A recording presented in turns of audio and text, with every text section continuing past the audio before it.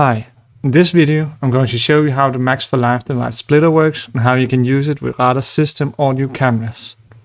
Beforehand, you should already have set up the 8 output tracks that we will use in this video. Also, be mindful that audio is set to sense only before using splitter for it to work correctly. Splitter is a Max for Life device that allows you to split an incoming sound into 6 different frequency bands, with each band being outputted to a specific speaker either via static placement or via step sequencer. Splitter works by filtering the incoming sound into 6 bands using band filters, where the frequency, Q value, and gain can be adjusted for each band. Each band can then be outputted to a specific speaker either via the speaker dial or via the step sequencer.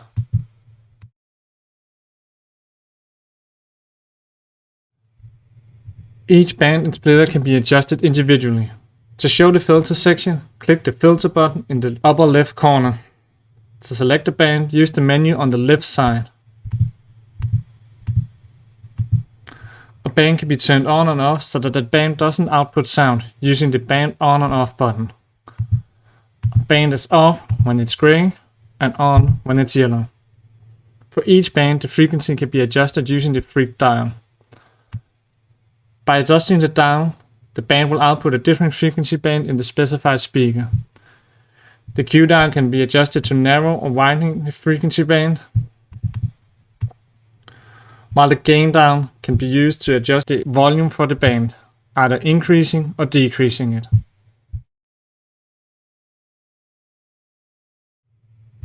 Each band can be outputted to one of the 16 speakers using the speaker dial, which can be adjusted individually for each band. The attack and decay dials controls a crossfade in volume when switching between 2 speakers.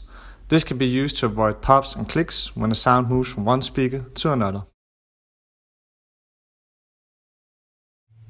Which speaker a band is outputted to can be controlled either manually via the speaker dial or via the built-in step sequencer in Splitter. Each band has an individual step sequencer. To show the step sequencer, click the button with a downward triangle below the band on and off button. The step sequencer can be turned on or off via the sec on and off button in the upper left side so that the step sequencer or the speaker dial controls which speaker a band is outputted to. If the step sequencer is turned on for a band, the speaker dial will be grayed out and can't be edited, and the step sequencer now controls the outputting for that band. If the step sequencer is turned off, the speaker dial controls the outputting again. The step sequencer is synced to the start, stop, and tempo in Ableton's transport.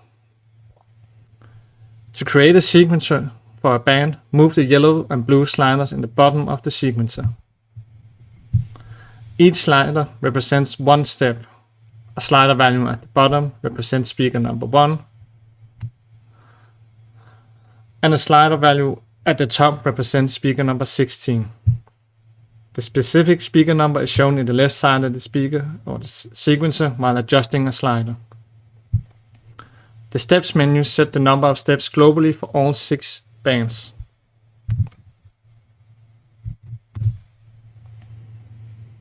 The Reset All button resets all 6 bands sequences to 16 steps while restricting a band's number of steps within the 16 step to previous value.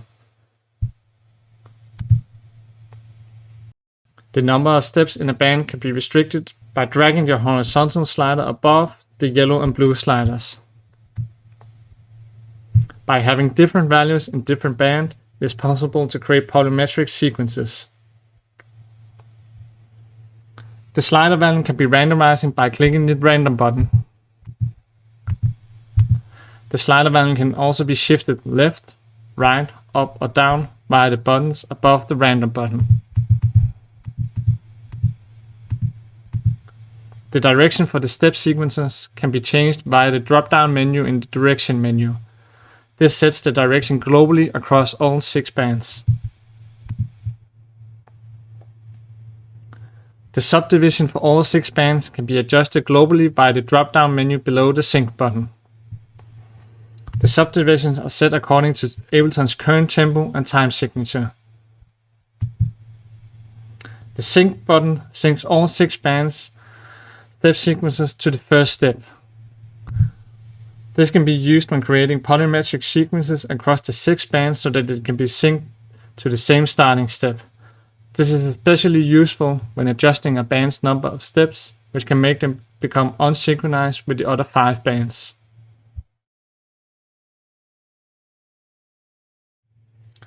Before outputting sound via splitter, the routing section in splitter needs to be set up correctly. The output section for splitter can be located by clicking the routing button in the upper left corner. Each speaker pair, 1, 2, and so forth, needs to be routed to its corresponding output track that was set up in the previous video. To set up the correct routing for a speaker pair, click on the drop-down menu for a speaker pair and select the corresponding output track for the speaker pair. Output 1 and 2 should have the output tracks 1 and 2, and so forth.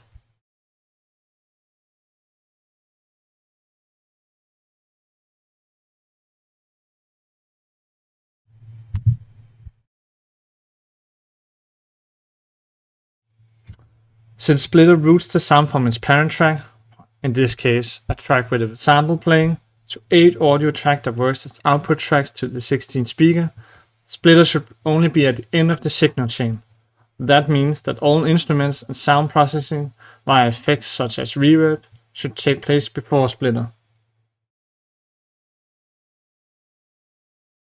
It is not possible to use return tracks while using splitter, since it grabs the audio before it's sent out to either the master channel or return channel.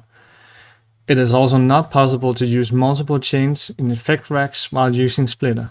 That means that you can't do parallel processing with 2 or more splitter devices while using return tracks or effects racks.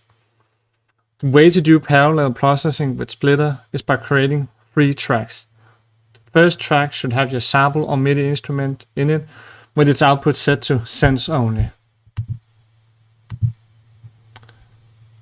Next, create 2 more tracks, each with a splitter in it. The 2 effect tracks should have splitter at the end of the signal chain. Then, set the audio from to the track with the sample or the instrument playing. You can now load different effects on each track to process the original sounds differently.